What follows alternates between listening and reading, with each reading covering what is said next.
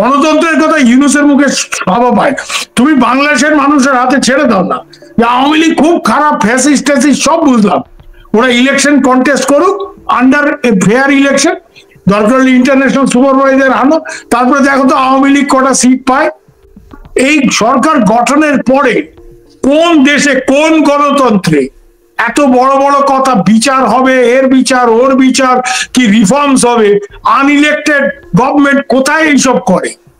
India এতদিন শেখ হাসিনাকে ফেরত পাঠায় নাই, এই রায়ের মাধ্যমে তাদের সেই অবস্থান উল্টা এই রায়ের মাধ্যমে আরো স্ট্রং হয়েছে। কারণ এইখানে যে ট্রায়ালটা হয়েছে সেটা একটা পলিটিক্যালি মোটিভেটেড ট্রায়াল। এই ট্রায়ালটা হচ্ছে আপনার not in good faith of justice হয়েছে, এবং বিশ্বের কোন আদালতে গেলে এই ট্রায়ালটাকে হচ্ছে আপনার at least in good faith of justice আপনি বলতে পারবেন না। এটা একটা অন্তর্বর্তীকালীন সরকার যার কোনো সাংবিধানিক ভিত্তি নেই। ইন বাংলাদেশ কনস্টিটিউশন, এখনো তো কনস্টিটিউশন মারছে, এটা তো ইসলামিক রাষ্ট্র হয়নি এখনো, হ্যাঁ, শরিয়ত কানুন এখনো লাগু হয়নি। তো এটা যদি বাংলাদেশ কনস্টিটিউশন অনুযায়ী, এখানে কোথায় বাংলাদেশের কোন কনস্টিটিউশনের কোন ক্লজে কোন ধারায় এখানে ইন্টারিম গভর্নমেন্টের প্রভিশন আছে? নেই। ওই সময়ও একটা আন্দোলন ছিল, এখনো একটা পরিস্থিতি আছে। ডিএমপি কমিশনার একটা বক্তব্য দিয়েছেন যে বাসে আগুন দিলে বা ককটেল বিস্ফোরণ ঘটাতে গেলে সরাসরি গুলি করার নির্দেশ দিয়েছেন। ওই সময়ও একটা আন্দোলন ছিল, এখনো একটা পরিস্থিতি আছে। এর আগে আমরা দেখলাম যে চিটাগংয়ের কমিশনারও এরকম সন্ত্রাসীদের দেখলে ব্রাশ ফায়ার করার নির্দেশ দিয়েছেন। পুলিশ কি আইন অনুযায়ী এই নির্দেশ দিতে পারে কিনা, বা জীবন রক্ষার্থে বা সম্পদ রক্ষার্থে পুলিশ এই ধরনের সিদ্ধান্ত নিতে পারে কিনা, আমাদের আইন কি বলে? আপনি আইনগতভাবে তারা পারে বলেই তো এই কথাটা বলেছে, না পারলে এটা বলতো না। প্রথম কথা হলো এটা। আর সেটার ব্যাপারটা হলো ওখানে ইয়েটা ছিল যে যদি কোনো সন্ত্রাসী গাড়িতে আগুন দিয়ে পালানোর চেষ্টা করে, সেই ক্ষেত্রে কথাটা বলেছে। আমার মামলার সঙ্গে এইটার প্রেক্ষাপটটা এক না। তৎকালীন সময়ে কোনো এইভাবে যে গাড়িতে আগুন দেওয়ার প্রশ্ন ছিল না। অতএব এই যে আজকে যে গতকালকে যে প্রেক্ষাপট আর আমার মামলার প্রেক্ষাপট এক। সেই সময় কি মেট্রো রেলে আগুন, বিটিভিতে আগুন বা অন্যান্য সম্পদ নষ্ট, মানুষকে এই ঘটনাগুলো কি ছিল না? সেগুলো কিন্তু আমার ক্লায়েন্টরা এরকম কোনো নির্দেশ দেন নাই তাদেরকে গুলি করে মেরে ফেলার জন্য। হ্যাঁ, এখানে প্রশ্নটা হচ্ছে যে যখন ল এন্ড অর্ডার একটা সিরিয়াস মানে চ্যালেঞ্জের মুখে পড়ে, যে কোনো এস্টাবলিশ গভর্নমেন্ট তাকে ফোর্স ইউজ করতে যদি সে বাধ্য হয়, সে ফোর্স ইউজ করবে। ফোর্স তো রাখাই হয়েছে এই কারণে, রসগোল্লা বিতরণের জন্য তো পুলিশ বা আর্মিকে রাখা হয়নি। এক, 2 নম্বর হচ্ছে যে ওরা মেট্রো রেলে আগুন দেবে, সম্পদ ধ্বংস করবে, এবং মেট্রো রেলে আগুন না দিলে সরকার পতন ঘটানো যেত না। ইউনূস সাহেবের চামচারা, এই অ্যাডভাইজাররা তো সে কথা বলেছে, আসিফ মাহমুদ, সজীব ভুইয়া ইত্যাদি। তো তখন তারা এইসব মেট্রো রেলে আগুন, পাবলিক প্রপার্টি ধ্বংস করলে সেটা তখন পুলিশ কোনো অ্যাকশন নিতে পারবে না। এখন আওয়ামী লীগ কিছু করলে সেটা পুলিশ অ্যাকশন নিতে পারবে। এর থেকে পরিষ্কার হয়ে যাচ্ছে এদের উদ্দেশ্য কি। আর পলাশ যেটা বলেছে is very right, that this is nothing but a kangaroo court. Okay, এর থেকে এরা যদি বোঝাই যাচ্ছে, এদের আজকে যেটা মতলব যে শেখ হাসিনাকে এরা যদি জীবিত সেই সময় পেতো, যখন ওনাকে প্লেনে করে পাঠানো হলো, ওনাকে এরা মেরে ফেলতো ওখানে। এই ইরানে যে জিনিস হয়েছে, ওই 79-এর সোকল্ড ইসলামিক রেভলিউশনের পরে বাংলাদেশে এই জিনিস হতো। আর এখানে আপনি যেটা বলছেন যে এখানে বিরাট ছাত্র আন্দোলন, Gen Z, I don't buy that nonsense. I am saying consciously এগুলি আমেরিকান কয়েনেজ, ওয়েস্টার্ন কয়েনেজ। বুঝতে পেরেছেন কেন বলছি জানেন? ইউনূস সাহেব তো নিজেই বলেছে it was a meticulously designed operation, it was an operation designed by the American deep state. এটা এখানে হয়েছে, এটা নেপালেও এক জিনিস হয়েছে। কিন্তু এখানে দেখবেন আপনি, না আমি লেট মি ফিনিশ। এটা হচ্ছে ইউরো ময়দান অপারেশন, যেটা 2013-14 যাতে করে প্রো রাশিয়ান গভর্নমেন্ট ইউক্রেনে যার পতন ঘটানো হয়েছিল, এবং এই জোকার, এই যে কমেডিয়ান জেলেনস্কিকে এনে বসানো হয়েছিল, এই আমেরিকান যে মানে টেমপ্লেট, এটা এখানে ব্যবহার করা হয়েছে, এটা নেপালে ব্যবহার করেছে। দেখবেন সামনে অ্যাপারেন্টলি নন পলিটিক্যাল লোকজন রয়েছে, অ্যাপারেন্টলি নন পলিটিক্যাল। না, হামি নেপালের কাজ কি? সুদান গুরু, তার কাজ হচ্ছে যে আমরা আর্থকোয়েক রিলিফ দেবো। ওই আর্থকোয়েক রিলিফের টাকা আসছে, $1 মিলিয়ন কোকাকোলা তাকে দিচ্ছে। কেন? Conduct student workshop for student activism. তুমি বলছো তোমার কাজ রিলিফ করা, নেপালে আর্থকোয়েক ভূমিকম্প হয়েছিল তাই। হঠাৎ করে তুমি স্টুডেন্ট অ্যাক্টিভিজম তার ওয়ার্কশপ করছো, কি করে সরকার ফেলতে হবে, কি করে ছাত্র নেতারা ডায়লগ করবে, তার পর্যন্ত ট্রেনিং দেওয়া হয়েছে। So none of this people are politically আনঅ্যাটাচড।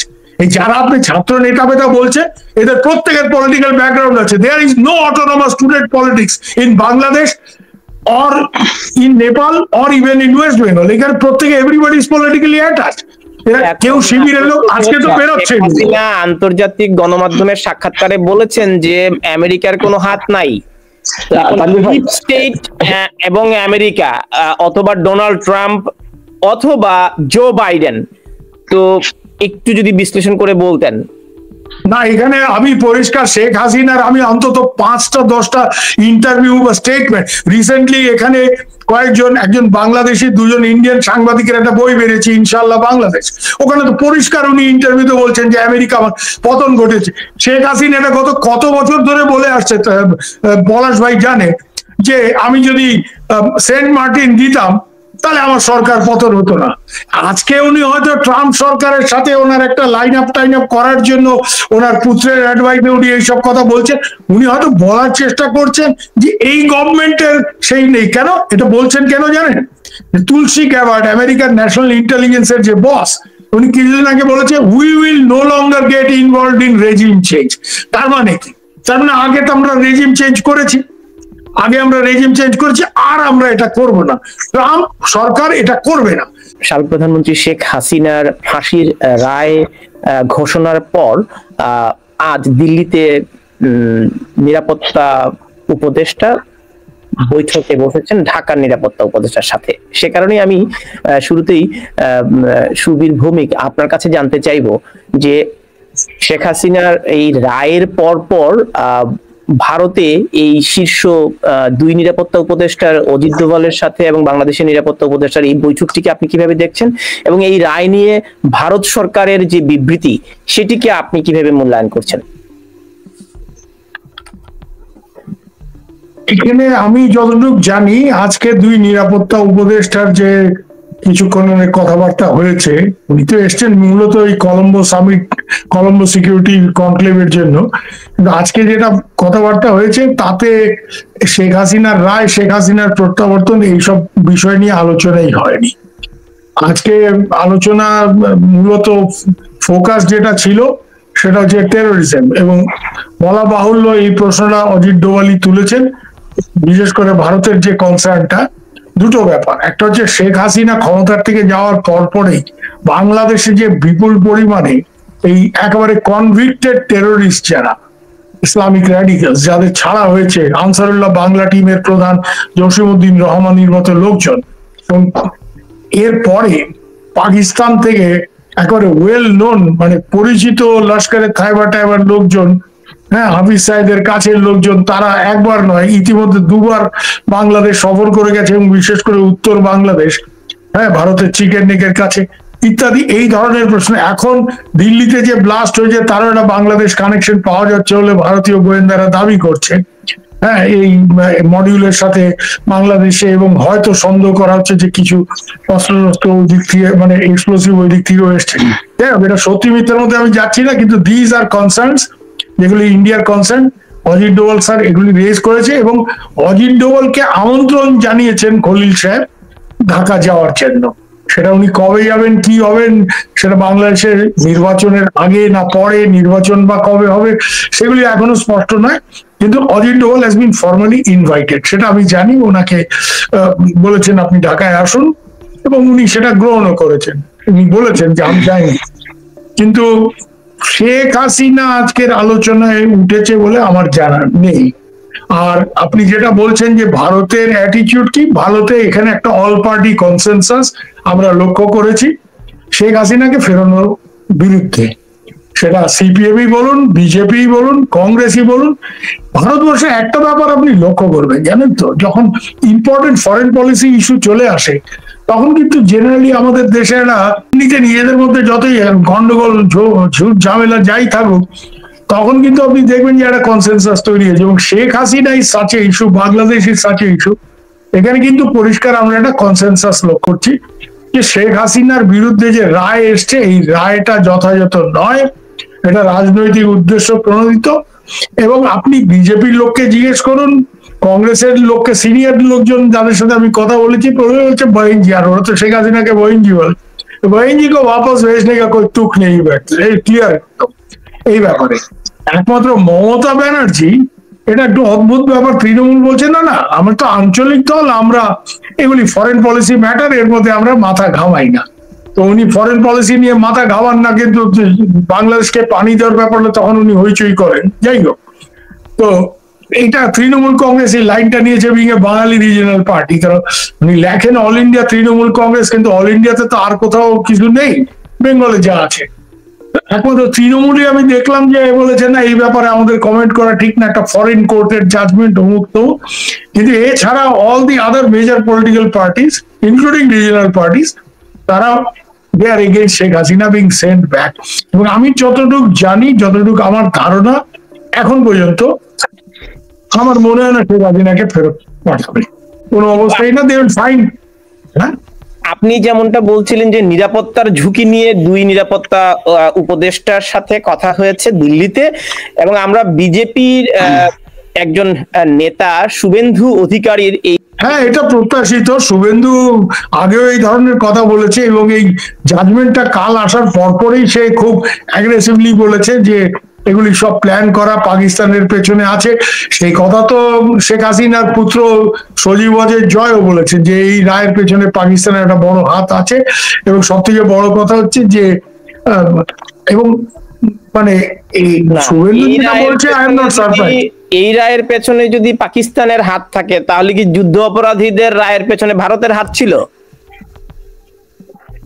যুদ্ধ অপরাধীদের মানে বিরুদ্ধে ব্যবস্থা নেওয়ার যে পুরো প্রক্রিয়াটা, এটা তো বাংলাদেশের ডিমান্ড ছিল, it was part of the manifesto of Awami League, এটা তো আওয়ামী লীগের ম্যানিফেস্টো ছিল।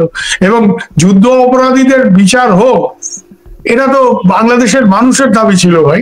এবং এই না না, এটা ম্যানিফেস্টোতে ছিল, সরি এটা আওয়ামী লীগের ম্যানিফেস্টোতে ছিল। এবং সেই ম্যানিফেস্টো সামনে রেখে আওয়ামী লীগ যে নির্বাচন 2008 ডিসেম্বর মাসে জেতে, সেটা কিন্তু সুইপিং ভিক্টরি ছিল। সেই নির্বাচনের রায় নিয়ে কিন্তু কোনো বিরোধীরাও কিছু বলেনি। পরবর্তী নির্বাচন নিয়ে অনেকে প্রশ্ন তুলেছে, কিন্তু যেই নির্বাচনে আওয়ামী লীগ সুইপ করেছে এবং ক্ষমতায় এসছে, সেই নির্বাচনের ম্যানিফেস্টোতেই কিন্তু যুদ্ধ অপরাধীদের বিচার আমরা করবো সেটা ছিল। তো সেটাও যদি মনে করেন আপনারা যে ভারতের কথায় আওয়ামী লীগ সব করে, আমার মনে হয় না সেটা সত্যি। It was the demand of the Bangladesh people.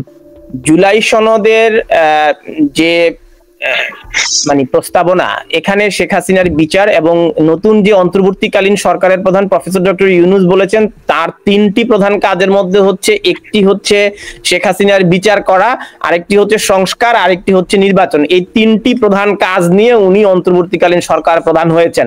তো এটিও তো তাদেরই একটি শুনুন, এটা একটা অন্তর্বর্তীকালীন সরকার যার কোনো সাংবিধানিক ভিত্তি নেই। ইন বাংলাদেশ কনস্টিটিউশন, এখনো তো কনস্টিটিউশন মারছে, এটা তো ইসলামিক রাষ্ট্র হয়নি এখনো। হ্যাঁ, শরিয়ত কানুন এখনো লাগু হয়নি। তো এটা যদি বাংলাদেশ কনস্টিটিউশন অনুযায়ী, এখানে কোথায় বাংলাদেশের কোন কনস্টিটিউশনের কোন ক্লজে, কোন ধারায় এখানে ইন্টারিম গভর্নমেন্টের প্রভিশন আছে? নেই। যে কোনো কারণই হোক, ওই পাকিস্তানে যেটা হয় মিলিটারি কু যেভাবে জাস্টিফাই করে ডক্ট্রিন অফ নেসেসিটি, সেই ডক্ট্রিন অফ নেসেসিটি বা প্রয়োজনের তাগিদে এই অন্তর্বর্তীকালীন সরকার গঠিত হয়। এই সরকার গঠনের পরে কোন দেশে, কোন গণতন্ত্রে এত বড় বড় কথা, বিচার হবে, এর বিচার, ওর বিচার, কি রিফর্মস হবে, আনইলেক্টেড গভর্নমেন্ট কোথায় এইসব করে? এগুলি তো ইউনূস নিজের থেকে একটা রাস্তায় আন্দোলন হয়ে উনি ক্ষমতায় এসেছেন। এবং ইউনূস সাহেব ইলেকশনও করতে চাইছেন না, ওনার চামচারতে ইতিমধ্যেই বলছেন যে ওনাকে 5 বছর ক্ষমতায় রাখো, 50 বছর দরকার হলে ক্ষমতায় রাখো, উনি বাংলাদেশকে সিঙ্গাপুর বানাবে। আগে উনি বাংলাদেশকে ব্যাঙ্গালোর বানাক, তারপর সিঙ্গাপুর আমরা পরে দেখবো। তো এখানে যেটা হচ্ছে, this is an unelected government, it has no validity in law, they have no business to talk about reforms and about trials. Unelected government আপনি বলছেন, তাহলে অভ্যুত্থানের যে শক্তিগুলো রয়েছে, রাজনৈতিক দলগুলো তো রাস্তায় নেমে আন্দোলন করে একটি সরকারের পতন ঘটিয়েছে, এবং সেই অভ্যুত্থান এর ম্যান্ডেট নিয়েই তো তিনি এখানে সরকার পরিচালনা করছেন। ডক্ট্রিন অফ নেসেসিটি না আন্দোলন হয়েছে, আন্দোলন কিভাবে হয়েছে, কি করে হয়েছে সবই বুঝলাম, কিন্তু আন্দোলন করার পর যদি এরা বিপ্লবী সরকার গঠন করত ইরানের মতো, তাহলে আমি বুঝতাম। এরা তো সংবিধানে হাত রেখে শপথ নিয়েছে, they have taken oath on the constitution। তারা তো বলেনি যে আমরা সংবিধান শেষ করে। এখন জুলাই সনদ নিয়ে প্রথমে একটা নাটক হলো, এগুলি সবই হচ্ছে কালক্ষেপ করার ষড়যন্ত্র। যে একটা নাটক হলো যে বিভিন্ন রাজনৈতিক দলকে কনসালটেশনের জন্য ডাকা হলো, এটাতে আপত্তি দিচ্ছে, ও ওটাতে আপত্তি দিচ্ছে, এইসব হচ্ছে। আমি একটু ফিরতে চাই, আমিনুল হক পলাশ রয়েছেন, আপনি একজন নিরাপত্তা বিশ্লেষক এবং দীর্ঘদিন নিরাপত্তা বাহিনীর সদস্যদের সাথে আপনি কাজও করেছেন, গোয়েন্দা সংস্থার সাথে। এই সফরটিকে, অর্থাৎ দিল্লিতে বাংলাদেশের প্রধান নিরাপত্তা উপদেষ্টার এই বৈঠকটিকে আপনি কতটা কূটনীতিক, যদিও এখানে এজেন্ডা দিয়ে বলা নেই যে শেখ হাসিনার ফেরত নেওয়ার ব্যাপারেই তিনি কথা বলতে গেছেন, তিনি অন্য ইস্যুতে গেছেন, কিন্তু পররাষ্ট্র উপদেষ্টার আজকের ব্রিফিং এ আমরা দেখেছি তিনি বলেছেন যে আনুষ্ঠানিকভাবে পররাষ্ট্র মন্ত্রণালয়ের মাধ্যমে শেখ হাসিনাকে বাংলাদেশে ফেরত চাইবে পররাষ্ট্র মন্ত্রণালয়। এটির একটি আনুষ্ঠানিক কার্যক্রম শুরু হয়েছে, আপনি এটিকে কিভাবে দেখেন? আদৌ কি শেখ হাসিনাকে বাংলাদেশে ফিরিয়ে নিয়ে আসা সম্ভব এই কূটনৈতিক উদ্যোগের মাধ্যমে? ধন্যবাদ তানভীর ভাই আমাকে আজকে এই প্রোগ্রামে আমন্ত্রণ জানানোর জন্য। আপনি যেটা বললেন যে মাননীয় শেখ হাসিনার প্রত্যর্পণের বিষয়ে, যেটা হচ্ছে পররাষ্ট্র মন্ত্রণালয় থেকে আজকে বলা হয়েছে যে উদ্যোগ নেওয়া হবে, আমরা এমনটাও দেখেছি যে হচ্ছে ইন্টারপোলে নিয়ে নোটিশ জারি করার পরিকল্পনা করছে, এরকম বেশ কিছু উদ্যোগ। আপনি খেয়াল করে দেখেন যে এটা কিন্তু এই রায় পরবর্তী সময় না, রায়ের পূর্ব সময়েও কিন্তু একাধিকবার হচ্ছে ভারতের কাছে হচ্ছে শেখ হাসিনাকে ফেরত পাঠানোর ব্যাপারে হচ্ছে চিঠি প্রদান করা হয়েছে, শেখ হাসিনা যেন গণমাধ্যমে কথা বলতে না পারে সেই ধরনের বিষয় হচ্ছে চিঠি দেওয়া হয়েছে। এবং আলটিমেটলি এসব বিষয়ে ভারত সরকারের কি অবস্থা সেটা কিন্তু খুবই স্পষ্ট ডিপ্লোমেটিক ভাষায় ভারত পররাষ্ট্র দপ্তর থেকে একাধিকবার বলা হয়েছে। এখন যদি আপনি আসেন হচ্ছে লিগ্যাল পার্সপেক্টিভে, তো শেখ হাসিনাকে তো চাওয়া হবে কিসের মাধ্যমে? ধরেন প্রত্যর্পণ চুক্তির মাধ্যমে, এক্সট্রাডিশন ট্রিটির মাধ্যমে। সেটা ধরেন এখন রায়ের পরবর্তী প্রক্রিয়া নতুন করে যে রিকোয়েস্ট করা হবে সেটাও এই এক্সট্রাডিশন অ্যাক্টের মাধ্যমে, আগে যেটা করা হয়েছিল সেটার মাধ্যমে। তো এই অ্যাক্টে কি আছে? এই অ্যাক্টের 8 নম্বর আর্টিকেলে, 21 আর্টিকেল, 8 নম্বর আর্টিকেলে পরিষ্কার ভাবে রিফিউজাল অফ গ্রাউন্ডস আছে, আর 13 নম্বর আর্টিকেল আছে হচ্ছে এভিডেন্স। তো রিফিউজাল অফ গ্রাউন্ডে কি বলা আছে যে কোনো আপনার হচ্ছে কাউকে যদি আপনি ফেরত চান, সেক্ষেত্রে সেই বিচারটা যদি আপনার হচ্ছে in good faith of justice না হয়, সেক্ষেত্রে হচ্ছে যে কোনো কান্ট্রি আপনার এটার ক্ষেত্রে হচ্ছে আপনার ডিফার করতে পারবে, তাদের ক্ষেত্রে তাদের মতো করে সিদ্ধান্ত নিতে পারবে। আর 13 নম্বরে আছে যে আপনার এভিডেন্স, অর্থাৎ আপনি কারোর বিষয়ে যদি হচ্ছে এরকম হচ্ছে আপনাকে তাকে ফেরত চান, সেক্ষেত্রে হচ্ছে যে কান্ট্রির কাছে আপনি ফেরত চাচ্ছেন তারা এভিডেন্স চাইতে পারে। এই 13 নম্বর পয়েন্টটা খুব ইম্পর্টেন্ট। তার কারণটা হচ্ছে যে শ্যাম ট্রায়ালের মাধ্যমে বিচারটা হয়েছে। এখন দেখেন বিচার 16 তারিখে হয়ে গেছে, যতদূর আমি জানি যে এখন পর্যন্ত আপনি হচ্ছে যে ডিফেন্স লয়ার শেখ হাসিনার পক্ষে রাষ্ট্র থেকে দেওয়া হয়েছিল, যে লয়ারকে দেওয়া হয়েছিল, সেই লয়ারের কাছে সেই লয়ারও এই রায়ের কপি পায় নাই, কিন্তু রায় ঘোষিত হয়ে যাওয়ার পরে সেটা একটা পাবলিক ডকুমেন্ট হয়ে যাওয়ার কথা।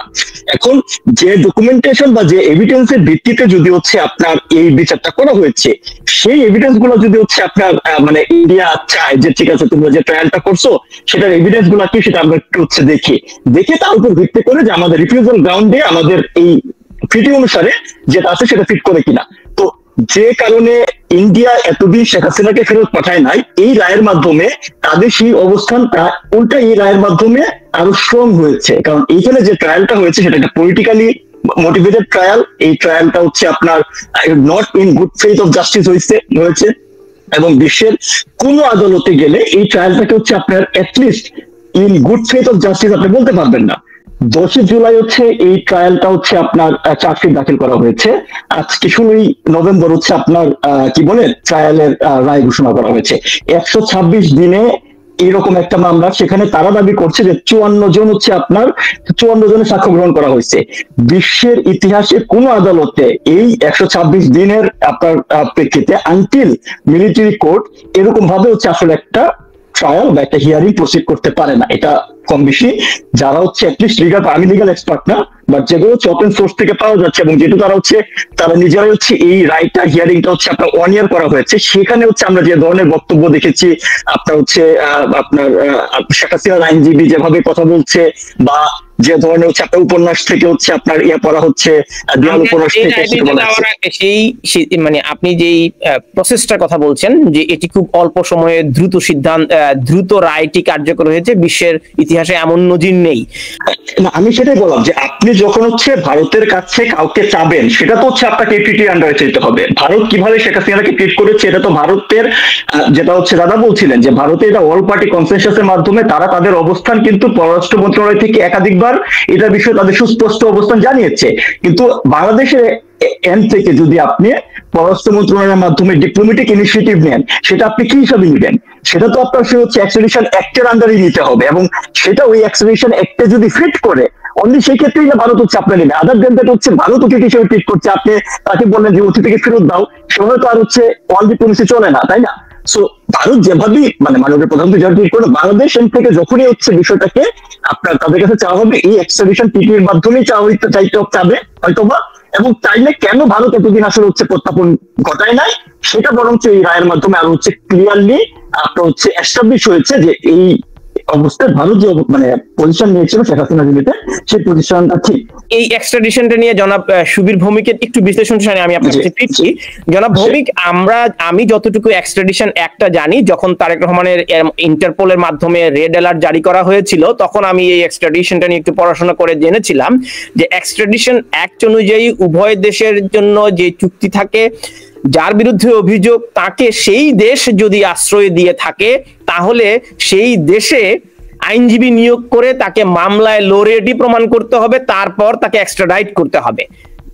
আপনি এখন ভারত অতিথি হিসেবে শেখ হাসিনাকে গ্রহণ করেছেন, এরপর এই ফাঁসির রায়টি হয়েছে। এখন ভারতের পদ্ধতিটা আসলে কি? আমি ইংল্যান্ডের এক্সট্রাডিশন অ্যাক্টের কথা বলছি।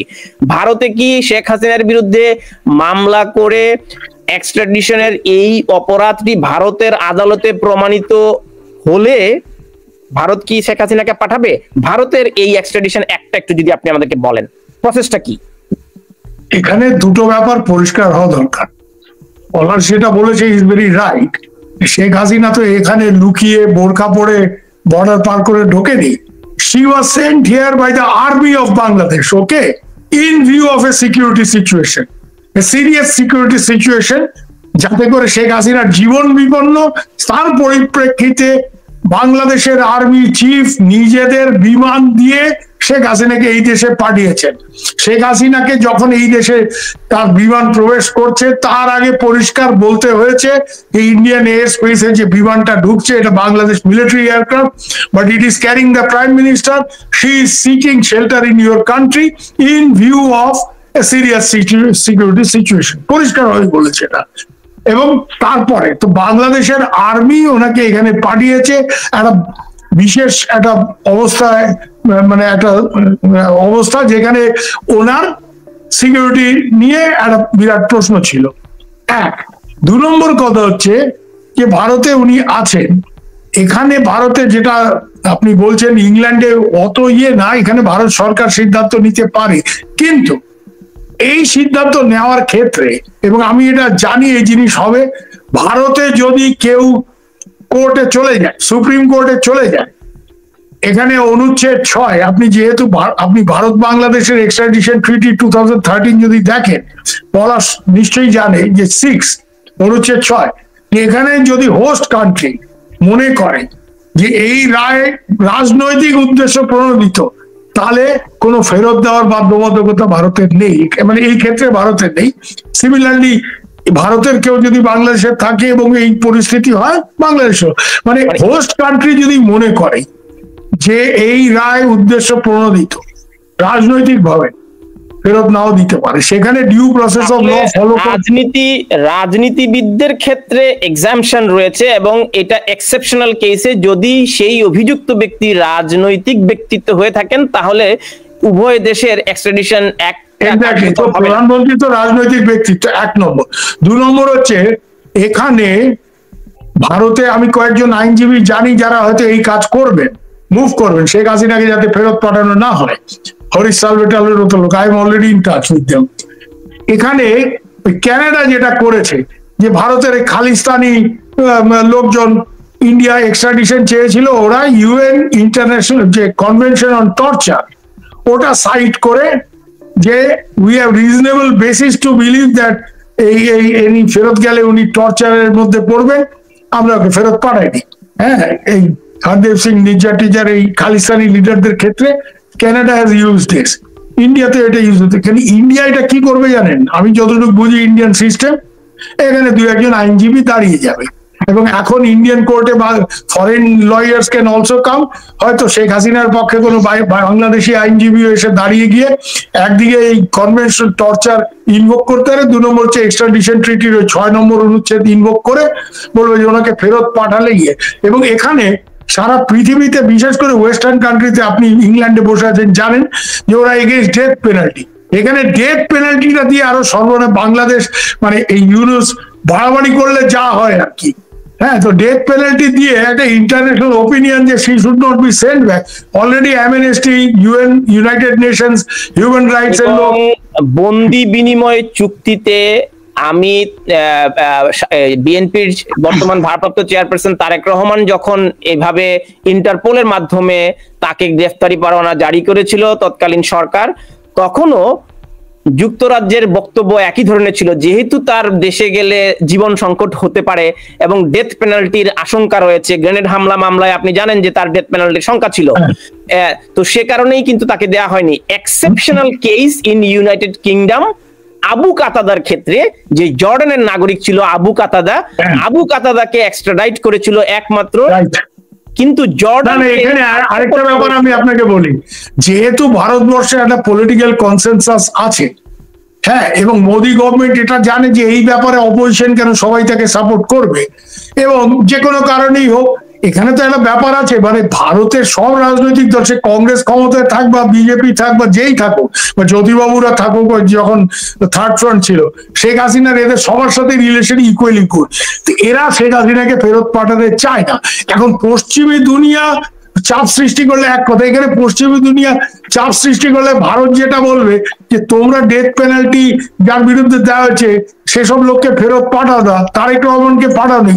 তো ইন্ডিয়ার ক্ষেত্রে why are you trying to create pressure?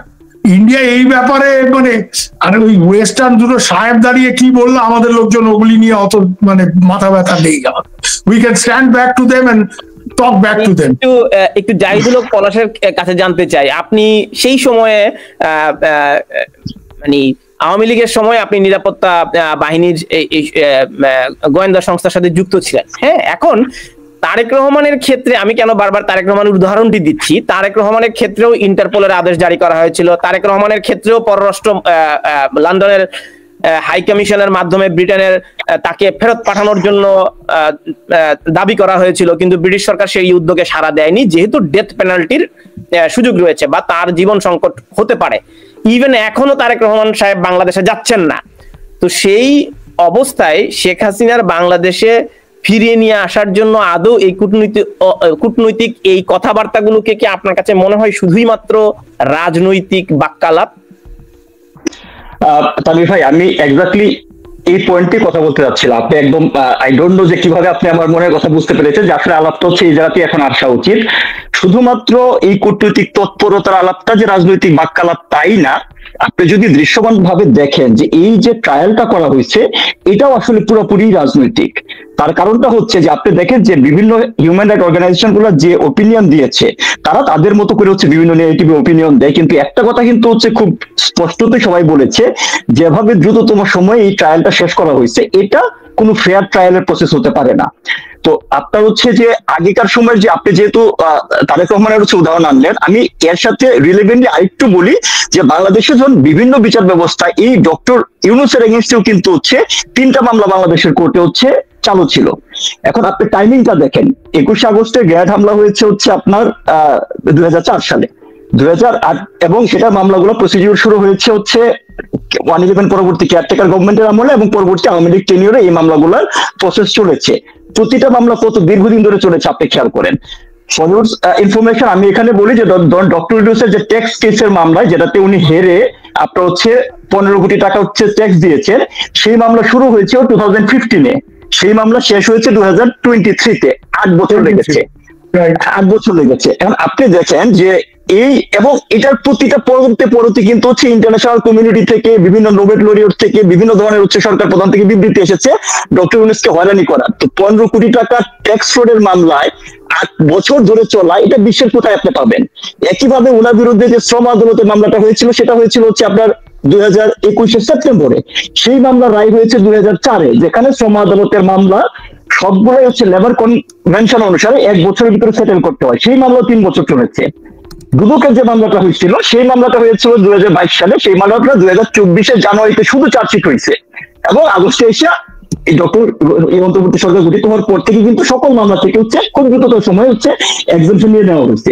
অর্থাৎ আগের যে মামলাগুলো হয়েছে, যেগুলোর বেসিসে ধরেন তারেক রহমানকে হচ্ছে আপনার ইউকে ফেরত পাঠায় নাই, বা ডক্টর ইউনূসের যে মামলাগুলোর প্রেক্ষিতে ইন্টারন্যাশনাল কমিউনিটি খুব কনসার্ন প্রকাশ করেছে, সেই মামলাগুলোতেও কিন্তু একটা লিগ্যাল প্রসিডিউর ছিল একটা লম্বা সময় ধরে, যেখানে হচ্ছে বোথ পার্টি আপনার হচ্ছে আদালতে দাঁড়িয়ে তাদের মতো বক্তব্য পেশ করেছে। আপনি এই ট্রায়ালটা দেখেন, যেখানে আমি যেটা বলছিলাম আগে, যে আপনার এই ট্রায়ালটা 10 জুলাই হচ্ছে আপনার সেটা হচ্ছে চার্জশিট গঠন করা হয়েছে। আগস্টের 2 তারিখ থেকে বা 2 তারিখ থেকে মনে হচ্ছে আপনার শুনানি শুরু হয়েছে। এই 106 দিনের 26 দিনের মাঝে 54 জনের সাক্ষ্য নেওয়া হয়েছে বলে তারা দাবি করছে, এবং দ্রুততম সময় হচ্ছে বিচারটা দেওয়া হয়েছে। যদি এই ইন্টারিম গভর্নমেন্ট, যেটা আপনি বলছিলেন যে ডক্টর ইউনূস একাধিকবার বলেছে যে তার বিচার সংস্কার বা এইগুলো হচ্ছে তার মেইন টার্গেট, আবার যুদ্ধ অপরাধীদের যে কারণে এই আইসিটিতে করা হয়েছে, সেটার যুদ্ধ অপরাধের মামলার বিচারের রায় দিতেও 11 বছর সময় নেওয়া হয়েছে। হ্যাঁ 11 বছর সময় নিয়েছে। কিন্তু আবার দেখেন এই আইসিটি ট্রাইব্যুনালে শুধুমাত্র হচ্ছে আপনার এই শুনানির ক্ষেত্রে কথা না বলি, আইসিটি ট্রাইব্যুনালে গত 11 মাসে হচ্ছে মানে আপনার হচ্ছে 11 মাসে টোটাল 4টা অধ্যাদেশের মাধ্যমে 37টা সংশোধনী আনা হয়েছে। অর্থাৎ এই প্রসিকিউটর গিয়ে আদালতে মনে করেছে যে এখানে যদি আইনটা একটু এরকম ভাবে হয় তাহলে মনে হয় সুবিধা হয়। কালকে এটা হচ্ছে প্রজ্ঞাপন জারি হয়ে গেছে। তো যে রাষ্ট্রপতি যা করতে আপনার হচ্ছে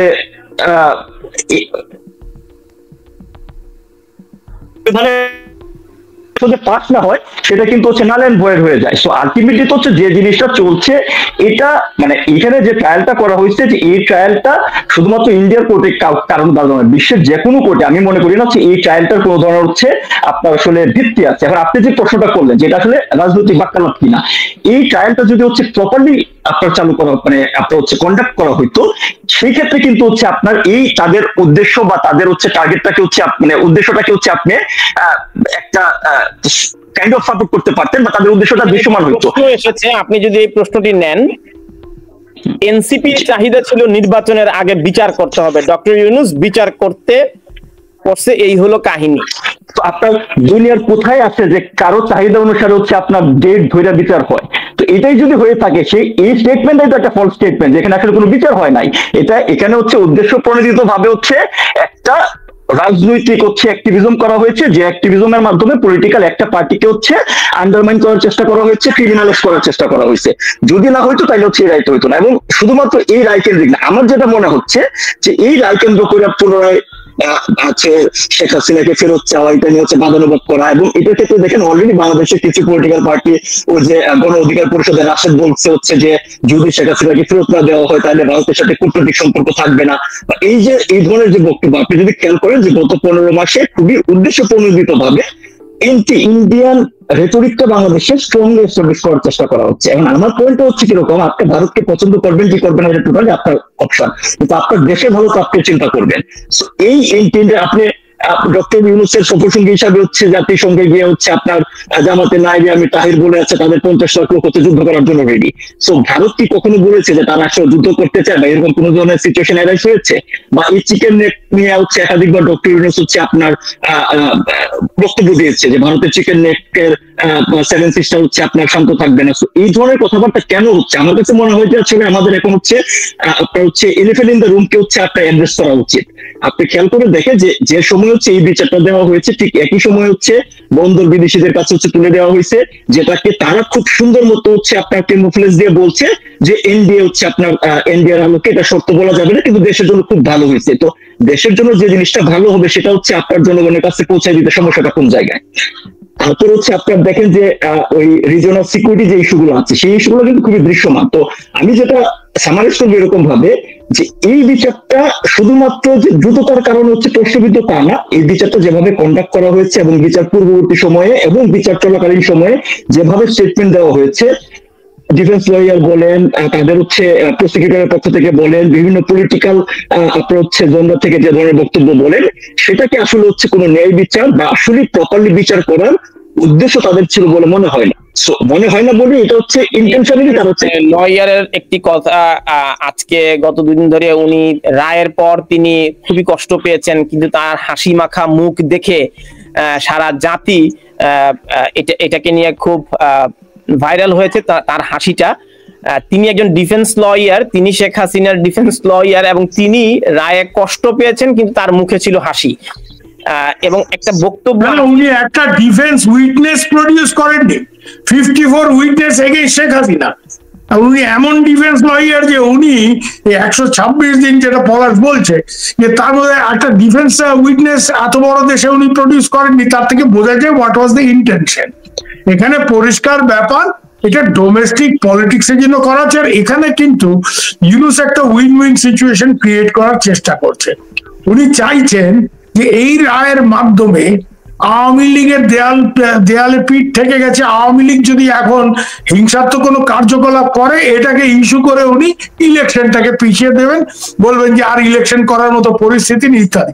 যদি আওয়ামী লীগ সেরকম কিছু একটা করে না উঠতে পারে তাহলে উনি আওয়ামী লীগ বাদ দিয়ে inclusive election minus Awami League. আরে ভাই, কংগ্রেস আমার দেশে ইলেকশন হেরে গেছে, কালকে বলবে কংগ্রেস ইলেকশনে দাঁড়াবে না, ব্যান। তো গণতন্ত্রের কথা ইউনূসের মুখে ভাবা পায়।